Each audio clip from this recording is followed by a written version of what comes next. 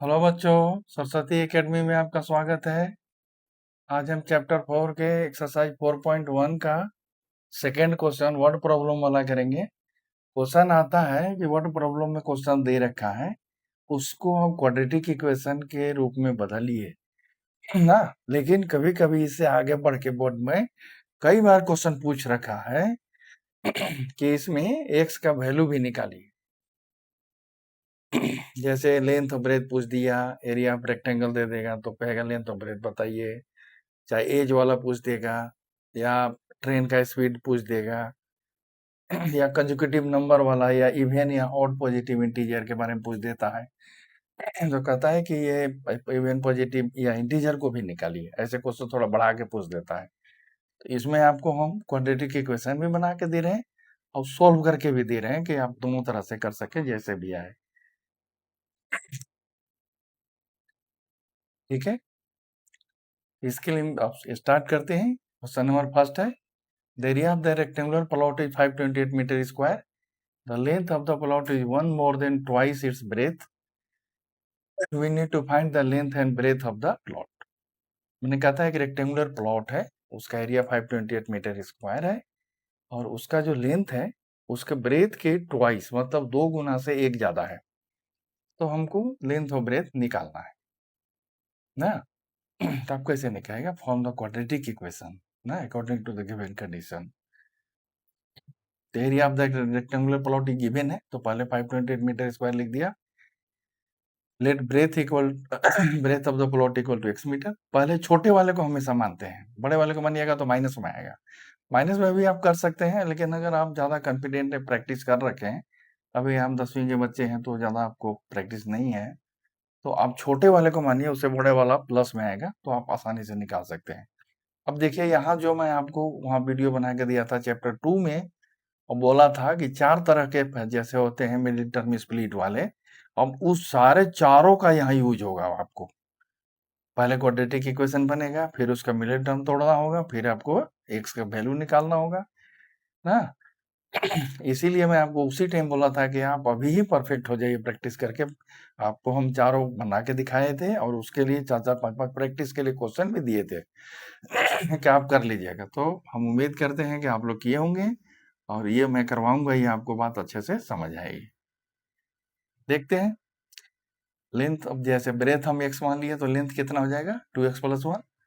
अब रेक्टेंगल का एरिया क्या होता है l into b. l into b कितना दे रखा 528, तो दोनों को बराबर करेंगे तो 2x + 1 हो गया लेंथ और x हो गया ब्रेथ। तो 2x + 1 into x equal to 528। इसको x को मल्टीप्लाई करेंगे, ब्रैकेट खोलेंगे, 2x² + x इक्वल टू 528 ना। तो 2x² + x 528 को इधर ले आएंगे, -528 इक्वल टू 0।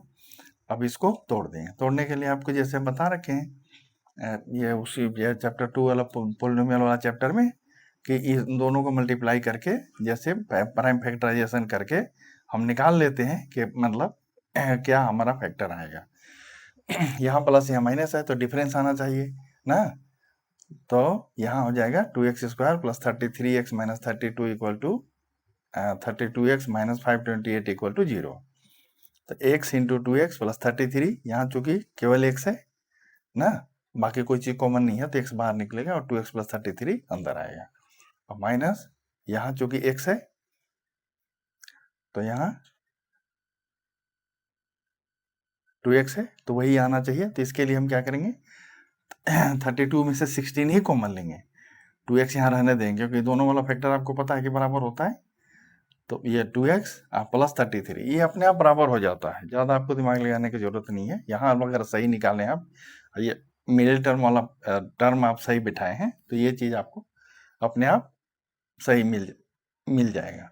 और यहाँ देखिए 2 माइनस है ना, यहाँ देखिए दोनों माइनस है और यहाँ पीछे हम माइनस लगाए हैं। और पहले से ब्रैकेट नहीं था, हम ब्रैकेट डाले हैं, तो ब्रैकेट डाले हैं इसलिए हम यहाँ साइन चेंज किए हैं, माइनस की जगह पर प्लस लगाए। क्यों साइन चेंज किए, ये चीज मैं आपको क्लियर कर दिया। क्या आपके मन में डाउट नहीं हो कि यहाँ माइनस था तो यहाँ प्लस कैसे हो गया। अब क्या करेंगे, x - 16 का एक फैक्टर हो गया, 2x + 33 का एक फैक्टर हो गया, तो x - 16 इक्वल टू 0 तो x इक्वल टू 16 मीटर हो गया। अब 2x + 33 इक्वल टू 0, तो x इक्वल टू कितना आएगा -33/2, जो जब नेगेटिव वाला आता है वो वैलिड वैल्यू नहीं होता है, नॉट ए वैलिड वैल्यू लिख देंगे ना। अब ब्रेथ इक्वल टू क्या होगा 16, तो लेंथ क्या होगा 2x plus 1, 2 into 16 plus 1 equal to 33 metre. तो लेंथ हो गया 33 मीटर और ब्रेथ हो गया 16 मीटर। अब ये दोनों को मल्टीप्लाई कर लीजिएगा तो अपने आप इस एरिया के बराबर आ जाएगा। अगर आ गया तो समझ जाइए हमारा फैक्टर सही निकला है, ऊपर से नीचे तक सवाल सही बना है। और नहीं है ना, मल्टीप्लाई करके इसके बराबर नहीं आता है तो आप दोबारा चेक कर लीजिए पेपर में, वहीं आप समझिए कि हमारा गलत हो रहा है, नंबर कटेगा। सेकेंड वाला क्वेश्चन देखते हैं इसी तरह से। The product of two consecutive positive integers is 306, we need to find the integer, right. तो इसमें वन पॉजिटिव इंटीजर पे x मान लेते हैं। अब कंजुकेटिव कह रहा है तो इसमें देखिए तीन तरह से क्वेश्चन पूछता है। कंजुकेटिव इंटीजर पूछेगा, चाहे कंजुकेटिव इवन इंटीजर पूछेगा, चाहे कंजुकेटिव ऑड इंटीजर पूछेगा। तो अगर कंजुकेटिव इंटीजर पूछता है तो आपको +1 करना है, और अगर इवन या ऑड पूछता है तो x + 2 करना है। यही चीज याद करना है। बच्चे क्या करते हैं, इवन या ऑड पूछता है उसमें भी x + 1 कर देते हैं, तो आपको आंसर नहीं मिलेगा, या टीचर नंबर नहीं देगा। तो ये बात आप ध्यान रखिएगा। अब ATQ क्या हो गया, यहाँ देखिए एक वन पॉजिटिव इंटीजर x, तो other conjugative positive integer x + 1, तो ATQ x × x + 1 = 306, तो x² + x - 306 = 0, तो x² ना 306 को देखिए यहाँ इससे प्राइम फैक्टराइजेशन कर दिए हैं ना, तो 3 3 जा 9 2 जा 18, 18 और 17 ना, तो यहाँ +1 है तो +18x - 17x, x बचेगा। अब दोनों को मल्टीप्लाई करेंगे तो 306 आ जाएगा ना। अब इसमें से हम कॉमन ले लिए x, तो x + 18 - 17, x + 18 = 0 ना। अब इसको x और -17 का एक फैक्टर बन गया, x + 18 का एक फैक्टर बन गया। यहाँ भी देखिए दोनों माइनस है, तो यहाँ माइनस लेके जब ब्रैकेट डाले हैं, पहले से ब्रैकेट नहीं था तो दोनों माइनस था। अब यहाँ माइनस जब हम कॉमन ले लिए और ब्रैकेट डाल दिए तो साइन अंदर का चेंज कर दिए हम ना, तो ऐसे साइन चेंज होता है, जो साइन रहेगा उसका उल्टा हो जाएगा। तो x - 17 = 0, x = 17 ना।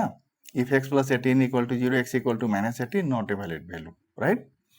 तो other integer x + 1, first integer हो गया 17, other integer x + 1, 17 + 1 = 18, so two consecutive positive integers are 17 and 18। तो इसी तरह से प्रैक्टिस करते रहिए, हम करवाते रहेंगे। आगे 2 क्वेश्चन और हैं। धन्यवाद, मिलते हैं।